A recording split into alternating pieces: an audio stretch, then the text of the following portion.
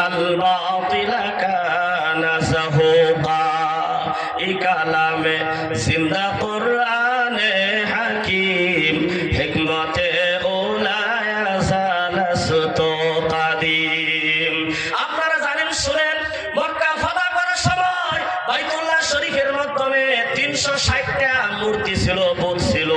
আল্লাহর নবী সাল্লাল্লাহু আলাইহি ওয়াসাল্লাম প্রত্যেকটা মূর্তির দিকে তাকায়া তাকায়া লক্ষ্য করে হাতের মাধ্যমে যে ছুরি সারি ছিল বন্ধুগণ, ওই লাঠি সেই মূর্তির দিকে ইশারা করেছে। সানুন লাগছে না বন্ধুগণ, মারাও লাগে না, শুধু ইশারা করেছে।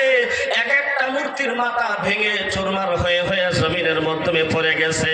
দানিয়েল আলাইহিস সালাম বলতেছে, আখিরি জামানার নবী মুহাম্মদুর রাসূলুল্লাহ সাল্লাল্লাহু আলাইহি ওয়াসাল্লাম দুনিয়ার জমিনের মাধ্যমে আবির্ভাব হও। এই যে তোমার সম্মুখে বিশাল আকারের একটা মূর্তি, মূর্তির মাধ্যমে কালার ছিল, নূরের কালার ছিল, গোল্ডেন কালার ছিল, সিনাটা পিতলের কালার ছিল। আবার বলতেছে একটা কালার ওই যে সিনার উপরে গলার মাধ্যমে স্থলের মাধ্যমে রূপার কালার দেখছিল। বর্ণনার মাধ্যমে 4টা কালার দিয়েছে বন্ধুগণ।